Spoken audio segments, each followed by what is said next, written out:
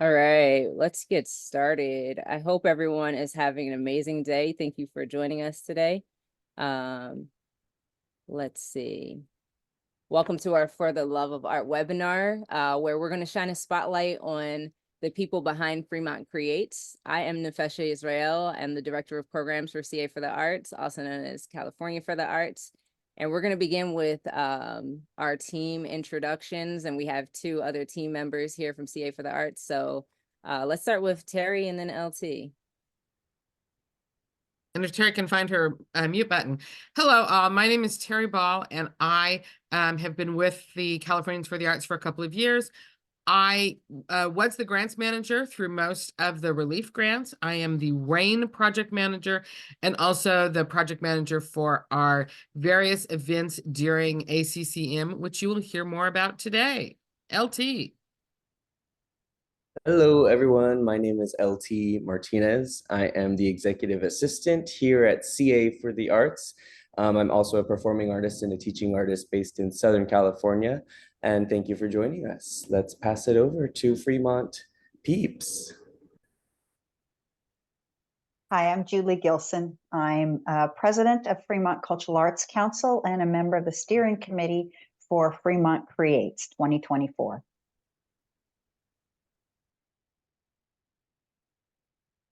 I am Phyllis Wood. I am a member of the steering committee for Fremont Creates. And I'm Lisa Stambach. I am a member of the steering committee. And we have one other person on the steering committee who's not here today, Susan Longini. Thank you. Thank you all for joining us. Thank you to the ladies from Fremont Creates, and thank you to our team at CA for the Arts. We're excited to explore the outstanding work that Fremont Creates is doing to promote the arts in their community. And they are carving out spaces for art to thrive. And they're celebrating creativity and honoring Arts, Culture, and Creativity Month. Before we dive into our discussion with Fremont Creates, I have a couple updates about CA for the Arts. You may have noticed our recent rebranding and the launch of our new website, caforthearts.org. And a big thank you to our communications team for their hard work. If you have any questions during the webinar, please feel free, as Terry said, to drop those into the chat, and we'll address them during the Q&A session at the end of our session.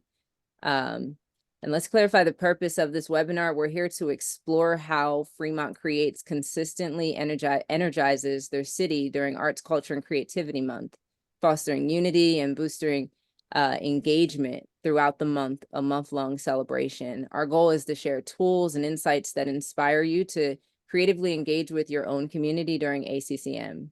So let your imagination run wild as we delve into this conversation, and thank you. So we're going to get started with our slides. We're going to provide a brief overview of CA for the Arts as well as CA Arts Advocates. If you can go to the next slide, please.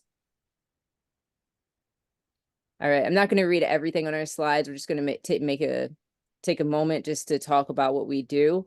We're California's statewide arts advocacy agency. And as you see here, we champion arts and culture. That is our focus with CA for the Arts. We're advocating, we're organizing, we're communicating to the field. Next slide, please. All right, and then we have our C4. Our C4 is our lobbying organization. And so CA Arts Advocates is a lobbying organization for arts, culture, and creative industries. So we utilize both of our organizations and they're like sister organizations. So a lot of the work that we do trickles back and forth between those organizations. Next slide, please. Together, we share the same values and mission. And that's exactly what we were saying with CA for the Arts and CA Arts Advocates. We're here to advocate for, the arts across the state. And we're learning, we're listening, we're engaging. And again, one of our biggest things that we do is communicating. Our vision is that we understand the arts are essential to society and embedded in community life and we advocate for those policies that we desperately that are so important for our communities to thrive. Next slide. All right, and this here, if you go to caforthearts.org, you'll have the opportunity to become a member. We'll share more information about that if you're not a member already. Right now, we actually have our summit coming up, and our members are receiving a discount and also getting early access to join for the summit, which is April 16th, and we have Advocacy Day. And I'm going to pass the mic, the metaphoric mic, over to Terry, and she's going to tell you a little bit more about the summit and our Advocacy Day. And you can go to the next slide, please. You're muted, Terry. Sorry about that. I was trying to keep my dog noise down. Thank you so much for joining us here today. I will put a pitch in for that membership. We can't survive without our membership, the support of our members from throughout the state. And that is how we are able to provide great free programming like we are enjoying today. So I do encourage you all to join the movement and check out that membership page. So what is Arts, Culture, and Creativity Month? Several years ago, okay, let's engage our mouth. Several years ago, a resolution was passed through the state Senate to create Arts, Culture, and Creativity Month, which is basically a month-long celebration of the arts and specifically advocacy for the arts. Anyone who is working in the arts or working in arts administration knows how important and critical advocating for the arts has become. It used to be that this was a sideline, you know, every once in a while we would think about there was a crisis and we'd have to get involved in advocacy. But what we have all learned over the last few years is just like fundraising and marketing and other business elements are a part of our lives all the time as artists and arts administrators, so is advocacy. And if we are ever going to turn the tide so that the arts are supported and recognized as the huge economic driver and critical portion of our communities that it is, it's going to take all of us having a loud and powerful voice of advocacy. And that is what April is here for. So you can move on to the next slide. As I mentioned, this gives you the history. It started out as a concurrent resolution. There was an addition back in 2019. There was an additional resolution in 2021, naming artists as second responders. And what we do is we use the month for a series of activities to highlight advocacy, to help teach everyone how to be more effective advocates. CFTA and CAA are here to be your advocacy partners. We all are working way too hard and way too busy and way overstretched. And CFTA is here to help assist and make advocacy easier for all of you. So we start the month off with press launches that are around the state. We have events like today to help you let you know ways that you can engage in ACCM. And we also have specific trainings that will be coming up in March. The dates will be included later, but there's a training on how to specifically engage in ACCM. There's also specifically an advocacy training. And then if you go on to the next slide, then we have our big stellar events in the middle of the month. On April 16th in Sacramento, there is the California Arts and Culture Summit. Last year was our inaugural event and it's sold out. And it's a great day of artists and arts advocates and arts administrators from around the state gathering in Sacramento to learn and get excited and find out what the current policies are. And it's a wonderful day of programming. And as Nefesha mentioned, registration is open right now for members. And it will open next Tuesday for general signups. And so you want to get your tickets quick before it sells out. And we will, I'm putting things in the chat. So as soon as I stop talking, I will put the links for all of these things into the chat. So Tuesday, April 16th is the summit. Then if you stay in Sacramento on Wednesday, next slide, is Arts Advocacy Day. And we start out with a rally in Capitol Park with some elected officials and advocates and performers and artists from around the state, getting us all excited. We will share the legislative and budget priorities for this coming budget season, which is very in the heat in April, I'm sorry. And then en masse, we go from the park over to the Capitol office buildings and have a day of legislative visits. You can sign up, and CFTA will do all of the work. We provide you with all of the materials. We schedule the appointment, and you can go and meet your legislator and share with them your story of why the arts are important to you and why you want them to support these various initiatives that are highlighted for this year's budget. Next.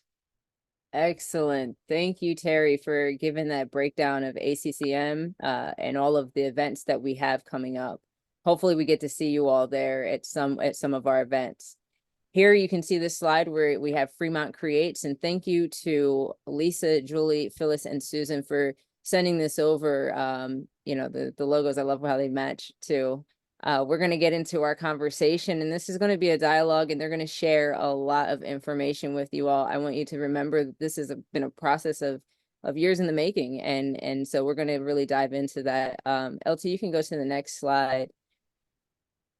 All right, I'm going to pass the mic a little bit and ask it. I'll start off with one question, and then whomever from Fremont Creates wants to hop in to start this slide would be great. This is a bit about the history, and we know that this work takes time and it's a process. So let's hear a little bit more about your process. Thanks, Nefesha, and thank you for having us. Happy Valentine's Day, everybody. I think Terry covered really the first two bullets very well. The only point I wanted to make as far as the resolution recognizing artists as second responders is how important that is. That the artists have been recognized as really important to our emotional and psychological well-being. So having said that, more about how Fremont Creates came about. In 2022, the city of Fremont recognized April as Arts, Culture, and Creativity Month with a city proclamation, and that kind of got us started. In 2023, we brought art leaders and culture keepers together, and they branded Fremont Creates. Once we had an identity, Lisa developed our website, and our website was the tool that we used to have artists and art organizations and culture keepers schedule any of their April events on our calendar, which provided them with exposure, and it got the city community involved in seeing what was available here in Fremont. So if you can go to the next slide. Can I ask one question in between? Because you talked about Sure. making a website, and when we had our discussion early on, each of you were telling me a little bit about your backgrounds. And actually, I see that here. So we can start there. Where did you start? And a little bit more about your backgrounds and how you organize. Okay. Very good entry to this slide. We started in 2023, this fall. In early 2023, we had brought about 20 artists and organizations together to talk about Fremont Creates. And what we found is that everybody had really good ideas. The problem was that there were just too many people to really coordinate. So that was a lesson learned for us. And in the fall of 2023, 4 of us got together and became the steering committee for Fremont Creates. And what Nefesha was referring to is that all 4 of us have very different backgrounds, but all together we bring a lot of experience that has helped us move forward with Fremont Creates. We have an artist as one of our members. We have a CPA. We have a web designer who is also an engineer and a corporate training manager with a lot of business experience as well. So if you can find people that have different backgrounds and experience to bring to this steering committee, you will have a good start to whatever you're planning to do. What we did is once we met together, we came up with program goals. And if you could go to the next slide, we wanted to have a focus. So everything we were doing for Fremont Creates would be focused on these 4 goals. And the first one is we really wanted to set the expectation that every April would be that April as Arts, Culture, and Creativity Month would be an annual affair. The second bullet that you see there is that we wanted to make sure that the community got exposure to the arts and artistic culture that was here in Fremont. And as also a part of that, the flip side was that the local artists could showcase their talents to the community. The third goal was we wanted to bring the artists together so that they could share their experiences and not to really boast. However, this third bullet we have already accomplished. We had an informational session about Fremont Creates in January, mid-January of this year. A group of artists got together because they wanted to have an open studios event. As a result, they met at the informational session, and we're proud to say that they are going to have their event in April, the first 2 weekends. So we're very pleased about that we brought them together, and they made it happen.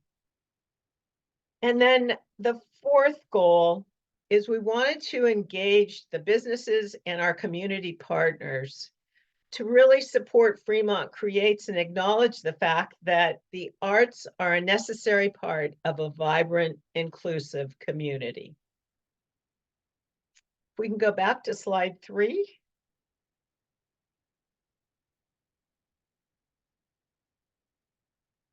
There we go, thanks. Lisa is going to take over with bullet number 3.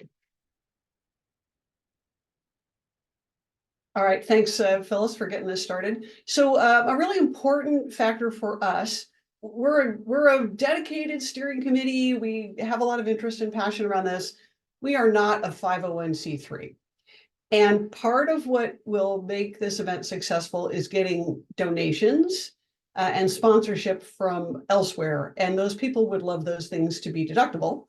And so we need to partner with what they call a fiscal agent, which is another a 501c3 organization who's willing to help us manage all the money back and forth.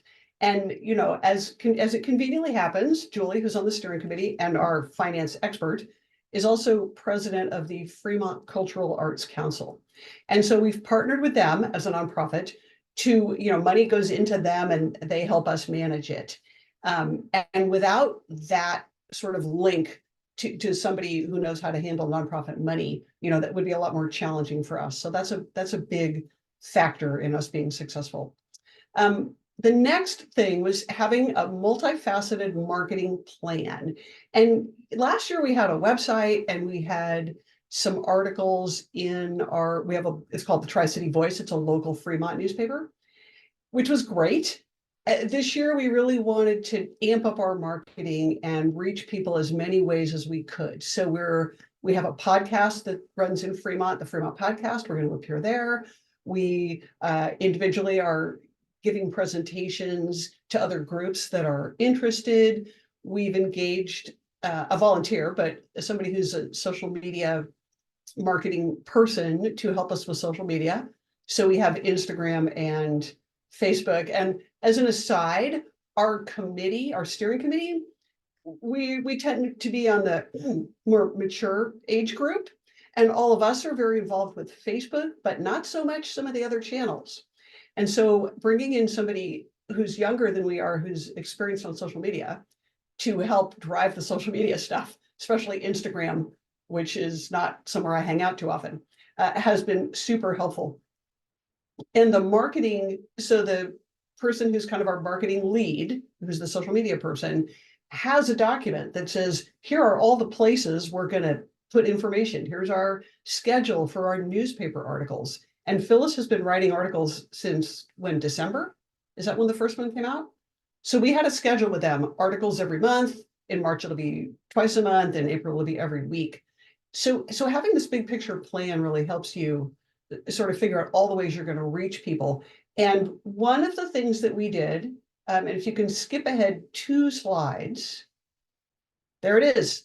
There's our business card. We went to Staples and got the print them yourself, $15 for 250 cards. And I made this little card and we carry them around, and you meet somebody who's an artist or might want to donate or might want to volunteer. We give them a card, say, go visit our website. So this is a not very expensive marketing tool that when you meet people one-on-one, you have an opportunity to get them. Okay, back to slide 3. Oops, one more. Go back. Okay, perfect. And I love the phrase that Phyllis used on this slide, administrative norms. We set up a regular meeting schedule, and we can have extra meetings if we want to, but we know we have specific meetings since early October. We've been meeting. So we all have it blocked in, and we have a standard agenda. So we go over the same things every month, and it helps us really stay organized. The other thing that we use pretty extensively is Google Drive. So all of our documents are in a shared folder so that we're not emailing too much back and forth. And most of the time you can look up the answer of what you're looking for. So that has been super helpful. And then one kind of funny thing, we were meeting at a local coffee shop and the coffee shop closed, unfortunately. So we started meeting at our houses. And then after a couple of meetings, we said, let's go back to going to a coffee shop. And it turns out that when we meet at coffee shops, we meet other people. That's how we met our social media person. We showed up at a different coffee shop, and we had created a banner. So we got a banner. It's about 8 feet long that we would put up at things. And Susan brought the banner and said, hey, check out our new banner. And then people around us saw the banner and said, oh, what's that? What's going on? What's happening? And that's how we engaged our marketing person. So now we meet at different coffee shops every time, and we bring the banner and pretend it's new, and hope that that will catch people's interest. Okay, we can skip slide 4, which is the goals, and we can skip the next one, which is the business card. And then we get to the benefits. And I don't think I need to really sell the people here on the benefits of having this event and promoting the arts and culture. This is a slide that we used in our general informational meeting. And the intent was to sort of educate the people that were there and say, look, this is good for the artists, but it's good for everybody. And here is why. It exposes the community to diverse forms of art, it encourages residents to participate in local events, provides platforms to showcase work and gain recognition, educate the public on services and opportunities, encourage people to, Fremont is very diverse. Let me just mention that for people who don't know where Fremont is. We're kind of the north end of Silicon Valley, and demographically and culturally very diverse. And yet, as is true everywhere, people tend to stick with things they know, and they may not be exposed to some of the other cultures. And so, we're excited when somebody says, we want to do a performance of whatever. And I'm like, oh, I've never seen that. I want to go see it, right? So we're trying to encourage people to experience the other cultures around here. And then finally, studies have shown, right, that engaging in the arts can improve your mental health and overall quality of life. And who doesn't want that, right? Relaxation, entertainment, just an escape from the daily grind. So I'll just mention, I have some more detailed articulation of speaking points to this. If somebody wants to use this information in their own community, I would be happy to share that stuff because it's all written out. Yeah, I'll hop in there and just say we will be sharing these slides out with everyone that has participated today. One question that I had for you, Lisa, and for each of you, how have you seen your organizing impact your community? I mean, it could be an example of, you mentioned the one young lady that became your social media person, but have you had other stories where, being able to come together for ACCM has really made a difference within your community? I Oh, I will say that Phyllis had mentioned that at our informational meeting, the people got together on their own and did the artist studio or open studio concept. And just knowing that when you talk to people, that they talk to other people and they say, oh, here's a great idea, let's do this. Really, I feel really good about the fact that we introduced people and they made stuff happen on their own. And we will advertise their event, but they're running it, So that's, a real extension of our efforts. yeah, I'd like to add that in prior years, this started with a group of 3 people in Fremont in 2022 with the idea when ACCM was starting to be, I guess, promoted not only by the state of California or by Californians for the Arts, but by our own Alameda County Arts Commission. And they were responsible for bringing it and growing it, this initial group. And the first year, last year, I guess, where we did more in terms of getting a bunch of people together, as Phyllis mentioned, and Lisa, that we needed to pare it down for steering committee. But the positive from our start last year of getting all these arts leaders together was creating those connections. And we have a real shortage of display and performance space in our community. And so a lot of those groups and artists were getting together and trying to figure out how they could each do something and maybe partner. So there was a lot of synergy that's been developed. So I think that's been a very positive impact to our community. Secondly, a primary purpose of this is advocating within the community and with our civic leaders. And that's been an uphill battle, as I'm sure it is for many communities for us here in Fremont. But by moving forward with these more concrete organizations, having fiscal sponsor, having written grants, which was another thing that we did after our learning lessons from the last 2 years, is given us more credibility. And in fact, it's enabled us to get a very significant grant from our local community in order to do a large event to celebrate ACCM. So I'd say that that's been one of the benefits, is really the advocacy and visibility of the arts as an advocacy group within our community. Thank you, Julie, and thank you, Lisa. Before we move on, I have one other question too, about the nonprofit status. I know you said that your fiscal agent is Fremont Cultural Arts Council, and I was just curious, is that a goal? I know it's not listed in your goals of becoming a nonprofit, or are you going to stay under Fremont Cultural Arts Council having them as a fiscal agent? Well, I'll just jump in here. We haven't discussed actually making it a nonprofit. And for anybody who has founded a nonprofit, and I have done that, it's a lot of paperwork and other stuff that has to be done. And so I think we need to be, after this year, if we see success and we see that this would be a long-standing thing, that's something to be discussed. But for anybody who's starting in their first year, I can't imagine they would create a nonprofit right off the bat. It makes sense to partner with an established one. And we were lucky that we have the perfect one in Fremont, and then go forward.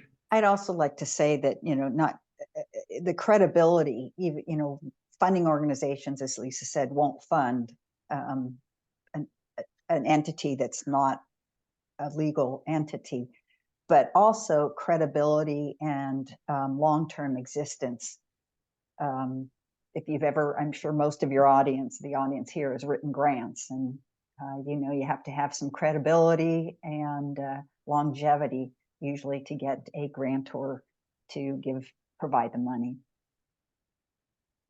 And Fremont Cultural Arts Council has been in existence for over 50 years. And in our past, we do a lot of partnering with the city, although not usually financially, but that was to our advantage. The other point I would make about credibility is that having a website with your own domain name and a logo goes a long way to saying, look, we actually are committed enough to, it's not a lot of money, but a domain and a website and a way to communicate with people on an ongoing basis. That kind of makes it real for a lot of people. If you say we have this and they go, where's your website? And you don't have one, it's pretty hard to substantiate, you know, you are who you are. Excellent. Thank you. Thank you for sharing that, both of those responses. And LT, you can go to the next slide and you all can take it from here with this next one. Okay. So what we have decided to do this year is that part of the celebration of ACCM, we are having what we're calling the grand finale. And that will take place on the last Saturday in April, on April 27th, from 11 a.m. to 3 p.m. And the venue has been provided by a grant from the city of Fremont. It will take place at a city facility, the Downtown Event Center.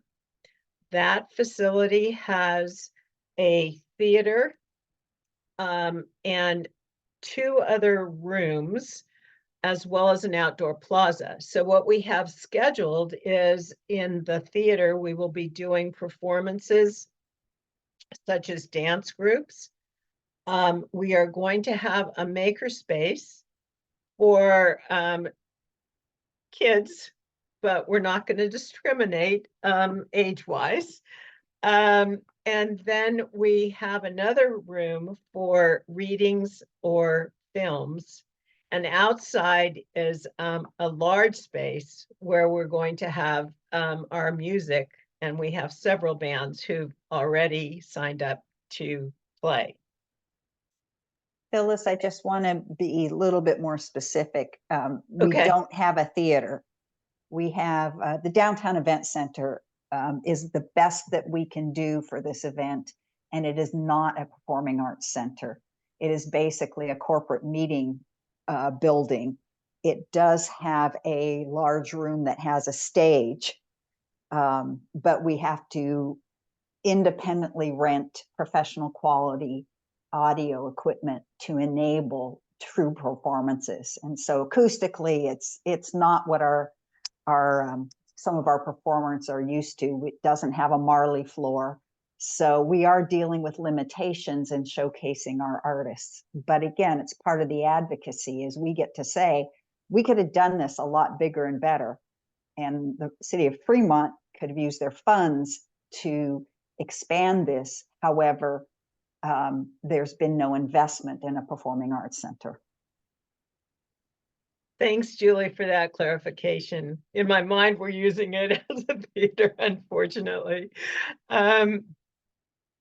We've also hired an event planner, because when we looked at how many people or how many different, we're calling them acts, are going to be performing, we really needed some professional help doing that. And I don't know, we probably did mention that the 4 of us on the steering committee are all volunteers. So we did hire this event planner to help with that. And as Julie just mentioned, they are going to provide the sound equipment. Speaking of volunteers, we as a steering committee identified 3 different leads that we would need. And these are volunteer positions. We've already told you about our marketing person. One of our local artists is the lead for the makerspace. And then we are looking for, and I think we may have a really good lead on a volunteers lead. So this person would be coordinating the volunteers on April 27th. As an aside, here in Fremont, every student graduating from high school is required to put in 30 volunteer hours. So this is an opportunity for those students who have been maybe procrastinating on that, because in order to graduate, they have to complete those hours. And then in terms of food, we have enlisted some food trucks for that event. So that is, this finale is a new addition. We did not do this last year, so we're really quite excited to see how this comes to fruition. Can I ask a And- quick question about the volunteers, Phyllis? Sure. The high school students, is that something that you've engaged with, like your high school or your high school is there? Are you kind of recruiting students that you know from the community, or are you going to the schools to recruit? Because I think it's probably other places where they have those requirements. We have found that it goes through usually a parent who is engaged with the Parent Teacher Association here in Fremont. Understandably, sort of blind requests by organizations for volunteers. The school district won't vet those. And so requests come from word of mouth from known members in the teacher community. So it is, that's how it's done. So every community and school district might work differently, but that's how we do it here. My experience with other events I've been involved with is that students come and volunteer as a group. Somebody gets their friends together and 3 or 4 of them go to the same event because somebody they know will be there that way. And you know, you get the range of students from they can come and take charge to they need to be told everything to do. And so having a volunteer coordinator who keeps an eye on exactly what everybody is assigned is a big, you have to do that. And we're not limiting ourselves just to high school students to volunteer. There are several people in the community who have said, yeah, I'd be happy to do that because it's a one-day thing. They're not committing for a long period of time. But certainly we can use help. Excellent. Before we go to the next slide, I have another question about the city of Fremont, the grant that you received from the city of Fremont. What was that process like to go to your city and seek funding to be able to do this finale? We are in some ways fortunate that the art and public places funding that's in place, which many communities have, where a portion of developer fees are allocated to art and public places, adopted as part of the policy several years ago that those funds did not have to be used solely for, say, a visual sculptural type installation, but could be used for performances in a specific area of Fremont that's bounded as a downtown district. And one of our steering committee members is the program manager consultant for our utility box art and works with the city regularly as through the commission, or excuse me, the board that manages that utility box program. So she was aware of the art and public places policy and the funds that could be available. And by identifying that and through her contacts, she floated the idea just informally and found that there was traction and interest.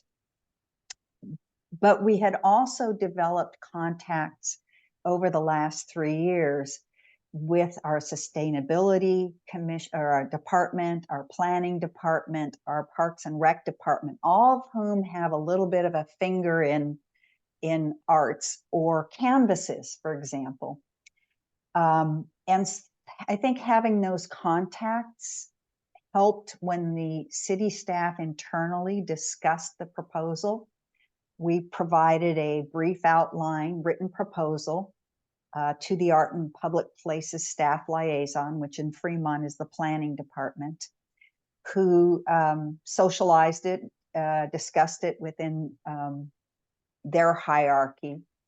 And what was interesting is that depending on the amount that we requested, the decision level could be made at lower levels or higher levels.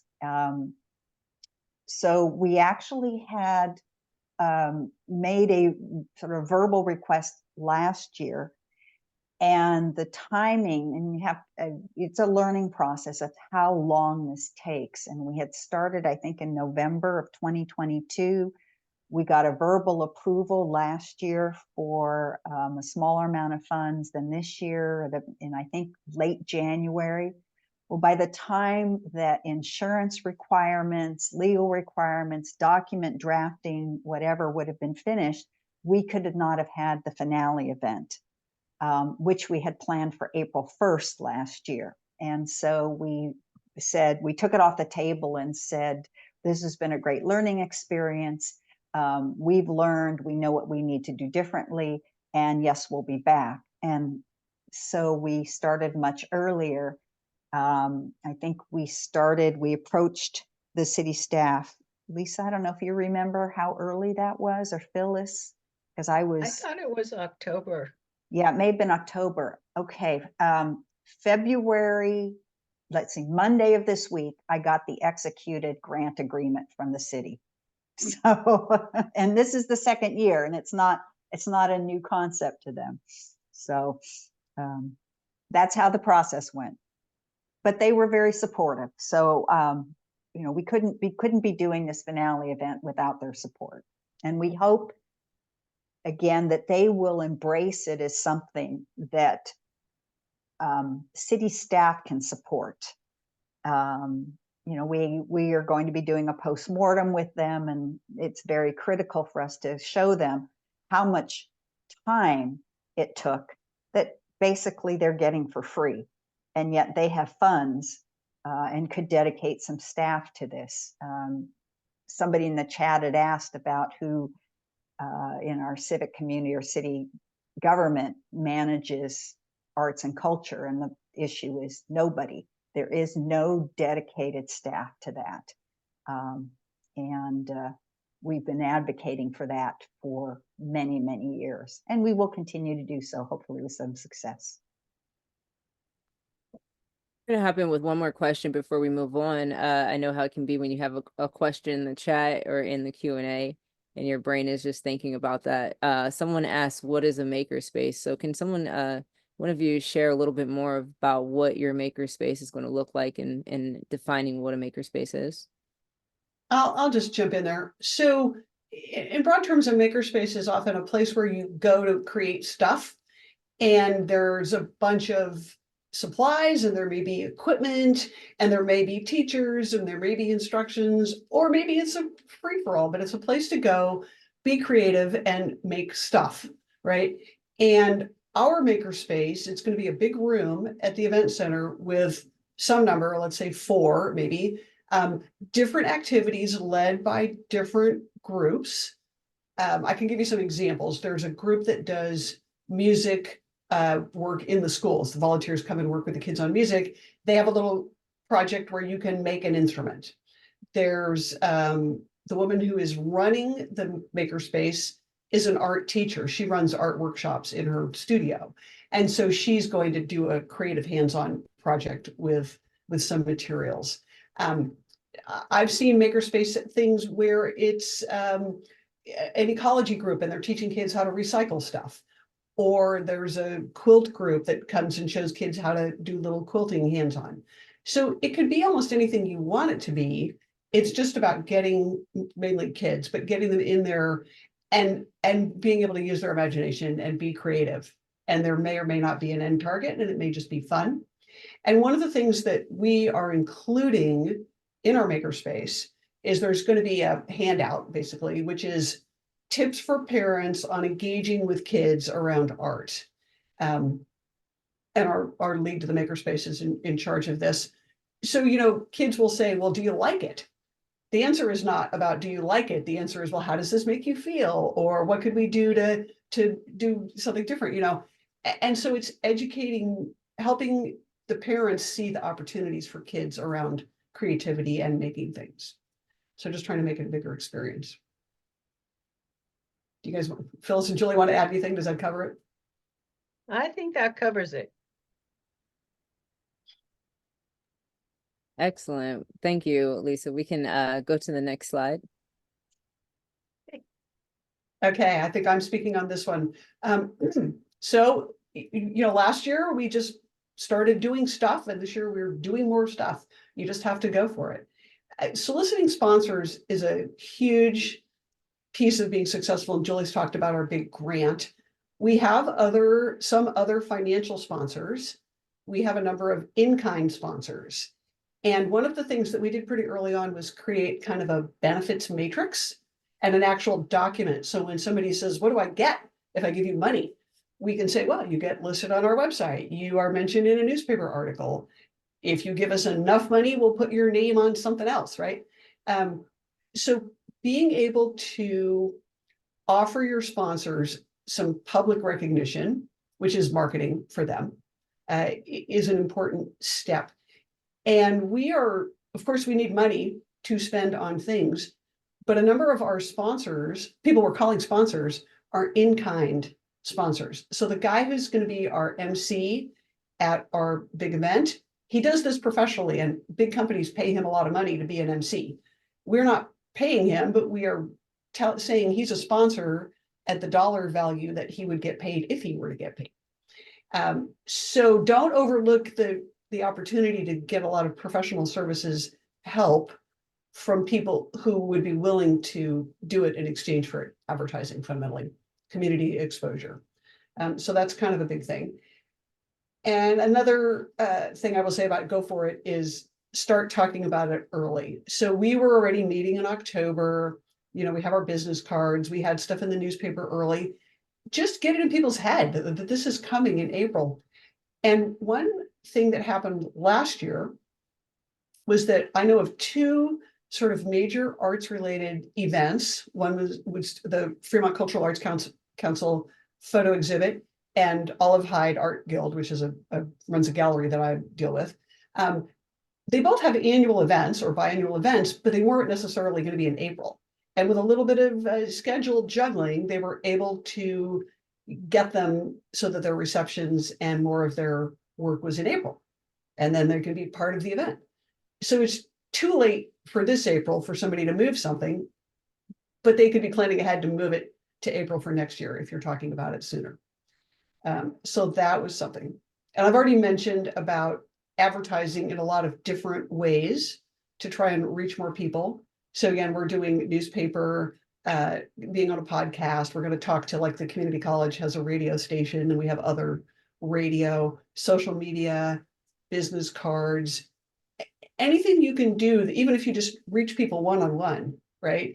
That brings more people into the project who might be able to contribute. I think the rest of it speaks for itself. Bring the arts community together and bring the city leadership and community together. And we've already personally reached out to, like, the mayor, the city council members, you know, anybody that is I'll say important, but a name person in our community, and say, please come on the 27th. We'd love to have you there. It's good communication to say that our city leaders are behind the arts and the groups that are performing and stuff.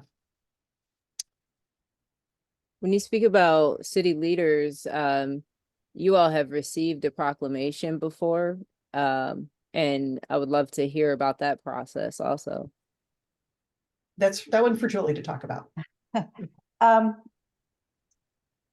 The first year,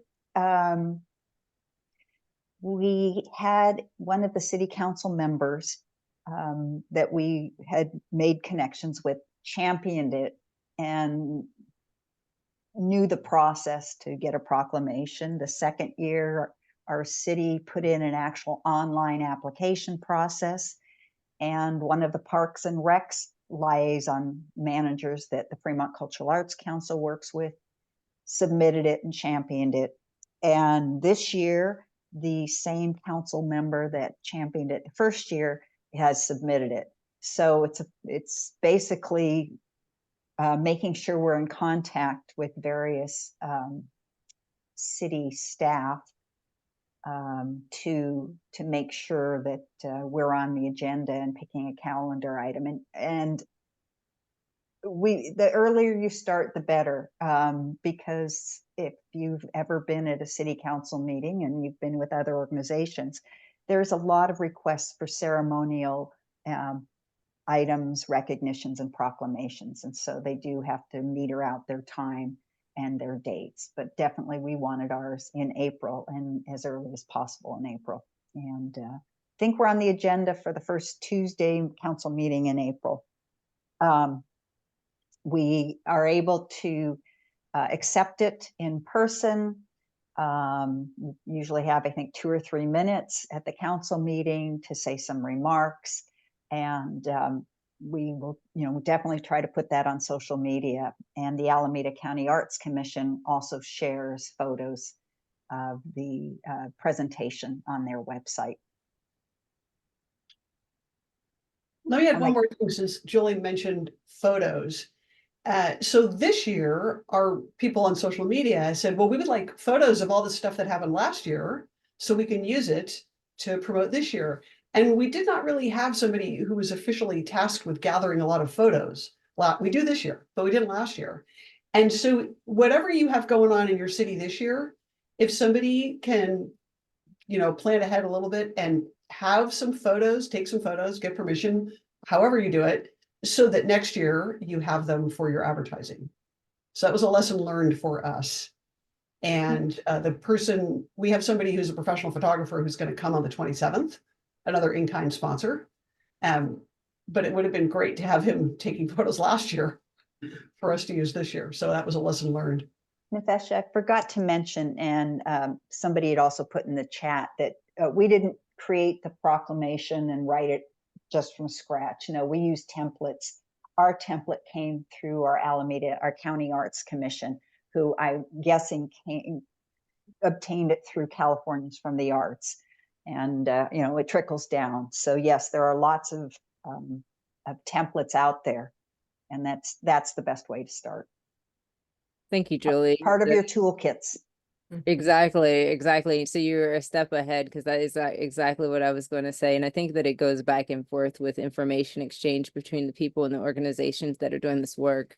So we do have a proclamation, and I saw in the chat that someone said Americans for the Arts has a proclamation template. We have one that we're going to share today also. And we have a toolkit that will be available March 1st. What is really, really cool, I think, quite interesting, when we first learned about you all, we thought you were using the toolkit, and you really extracted a lot of information off of Google, and which is really, very resourceful of each of you. And so just want to commend you on that, and let everyone else know, the participants know, that we will have a toolkit available that will support your work in your city and your community. And thank you, Terry, for putting the proclamation in the chat, because that is the proclamation toolkit is available now. I believe that one's already up. Yes. There are just a number of other toolkits that will be coming for activities throughout that are available March 1st. Sorry. No, you're good. Thank you so much for adding that. Very important. Yes, we have other toolkits. This proclamation toolkit is available now with a sample inside of there, and you can go there and to more information once you fill out the form to receive the toolkit. Before we go forward with our next slide, because I believe this is Fremont Creates last slide, and I want to make sure there's space if anyone has questions. I know that there is the Q&A. If you wanted to talk, there's not too many people in here, so we could always allow space for questions if there are any. If not, we will go to this next slide. Oh, I see. January Riddle. Sorry, Nefesha, I wanted to just mention one thing before we go to the next slide. I know this is the middle of February, and you're probably thinking, well, I don't know if we can get anything together for this April, but I would encourage you to contact your art organizations and artists and find out if there are any activities or events scheduled for April. And if so, that gives you the seeds for advertising these and feeling like you are participating in ACCM. So I would encourage you to see what's going on in your communities in April. And if you have a website already, to be able to advertise it. So those were my only comments. And I think it's encouraging that we still have a month and a half to go. Thank you, Phyllis. There's a lot you can do in a month and a half. So, and I think that partnership and the collaboration is everything. There's another point, which is that we have, so all the people who are doing things in April, yes, of course, we are marketing for them and we are advertising. We are asking them to also, as part of their advertising, say, hey, we're part of Fremont Creates. Check out the website for calendar and other stuff going on, right? So we made our logo available to them and anything that they need from us to help them advertise us as well, you know, is part of the deal. Excellent. Thank you, Lisa. January Riddle in the chat, she asked, do you limit your artists to those in a certain geographical area, i.e. Fremont? Yes. Yes. The Fremont Cultural Arts Council's stated mission and its bylaws require us to support the community of Fremont and its own residents, as does probably the City of Fremont grant. We explained and we put in our written applications that priority is being given. We have organizations that tend to work in the southern part, our area of the county, that are arts organizations. And they draw audiences from throughout that area, and they have members from throughout that area. So if they have expressed an interest in being part of this, we've asked them to maybe use their Fremont area artists. You know, if somebody has a business, because we're not limiting this to nonprofits, we're also supporting and encouraging for-profit arts businesses. Some teach classes to kids, to adults. And so maybe they don't reside and maybe they serve populations outside of Fremont, but they are businesses based in Fremont. And so we're supporting them economically. It's a good question. Thank you. It's a very good question. I saw in the chat, Annika or Anika, I apologize if I'm pronouncing your name wrong, and I think Terry answered it. But do you provide those partners with pre-made social media kits? Was that specifically for CA for the Arts or was that for Fremont? I'm curious. Let's go ahead and have Fremont answer it. Yeah. We've given the CFTA, but yeah, she says for Fremont. So let's have them answer. Well, we haven't given people specific social media kits. We do have a page on our website with the logos and our QR code and you know, other materials of ours that they can use. And when we talk to people, so when people submit their application to be in our April 27th event, or just submit their any other April event to the calendar, we ask them, how can you help us advertise? You know, maybe they say we send it in our mailing list, you know, newsletter to our group, or we put it on our posters. So whatever they say they're doing, you know, we can look at that and say, well, how can we help them with that? If we can help them with that, right, then we would do so. But we've left it pretty open. Good. I'm not seeing any other questions right now. I have one question that came to mind because I know that people can loop or group organizations. Have you had any issues with Fremont Cultural Arts Council and Fremont Creates, just like making sure that there's like a very clear understanding from the community that it's two separate groups, I guess you could say? Not to date. I think we've been pretty clear with the people that I think are familiar with the arts in Fremont, but it's certainly something that could be some confusion. I think we've tried to say that FCAC is on the steering committee, fiscal sponsor, founder or one of the founders and tried to describe it that way.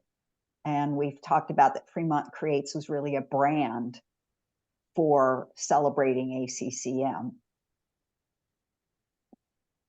I love the way you worded that. It's a brand to celebrate ACCM, and thank you for that explanation.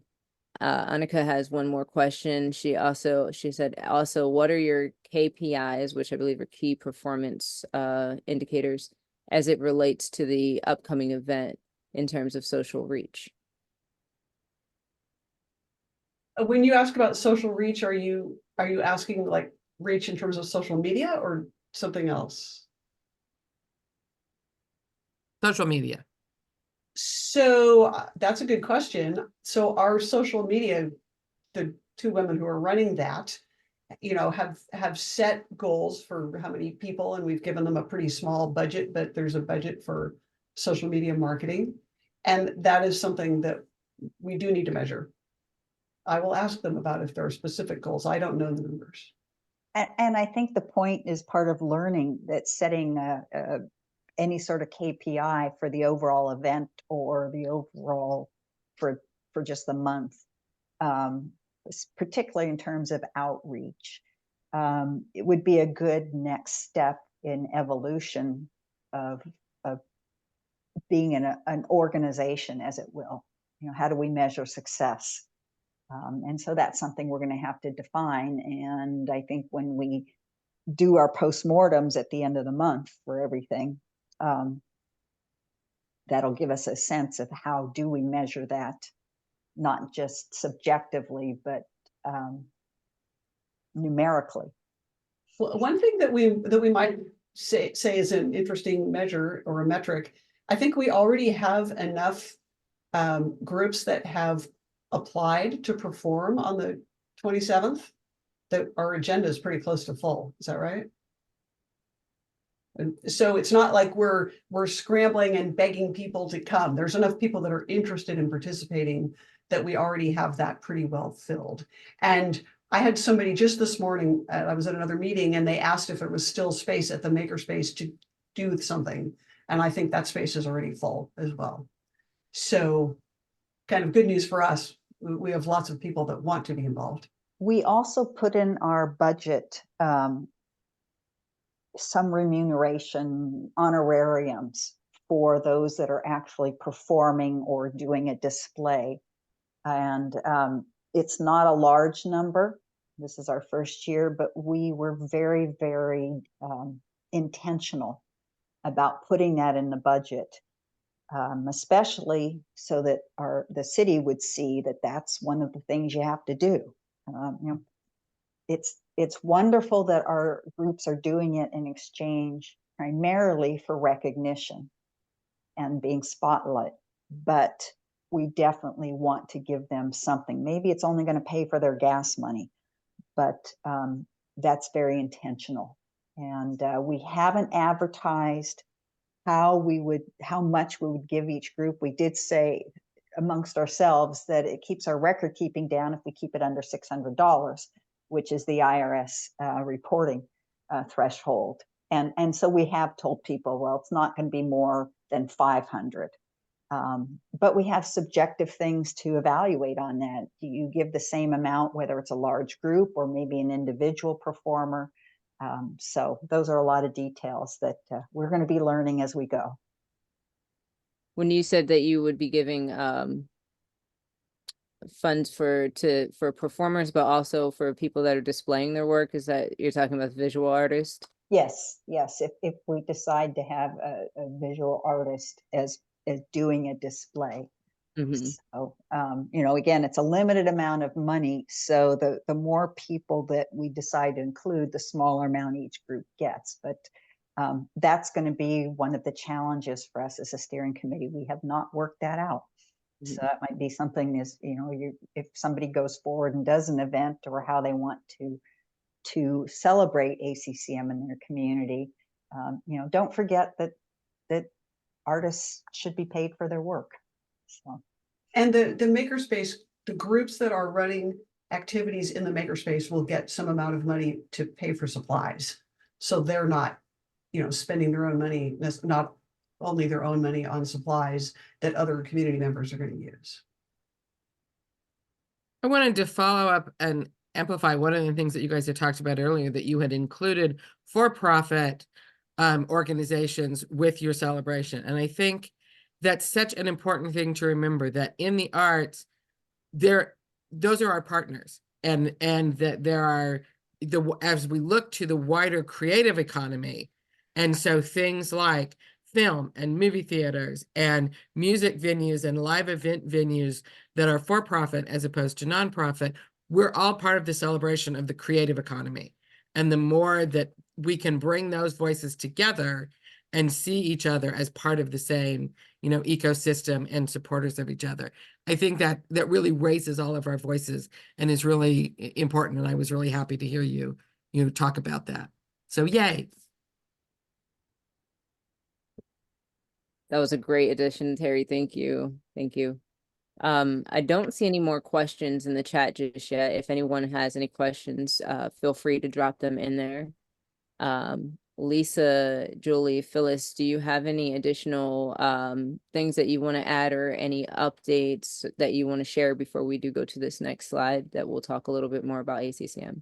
On the same topic of the business, we have a local independent bookstore, and that's definitely, they happen to be literally a block from the event center, so maybe they'll get some business the day of our event. But the bookstore owner last year had displays and readings and activities going on as part of the month. And so that's a pretty good example of a business. Another good partner for us is the library. The library last year had several different activities, events, reading and whatnot. They've done displays. They have displays for a couple of things this year, and they do these sort of boxes in the lobby where you can get display space for your whatever. And the library is a place a lot of people go, right? So we'll have some free advertising there as well.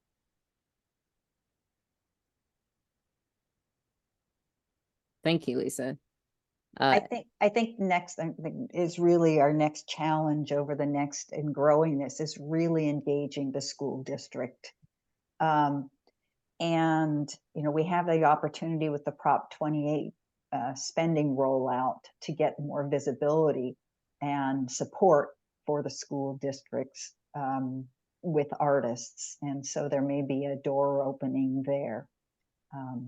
But I think, that's a huge partner opportunity to support our younger artists and developing artists. And that's not just the elementary through high school, it's also community college districts or other college and private schools as well. That is a great way to engage the community and to make sure that everyone is aware and participating with in Arts, Culture, and Creativity Month, getting students involved, getting the school district involved. And it's also reminding them that it is a celebration of Arts, Culture, and Creativity Month in April. So thank you for that, Julie. All right, LT, you can go to the next screen, and we're going to share just a few more updates that we have coming up in April. And we have what can you do already in the chat. We shared the download proclamation guide, and that has a lot of information in there. So definitely go in, fill out the form. You'll get an email with the proclamation to be able to download it. And if you have any questions, feel free to contact us. We can help support where we can. On April 16th, we have the summit. Terry went over that already and shared a good deal about that.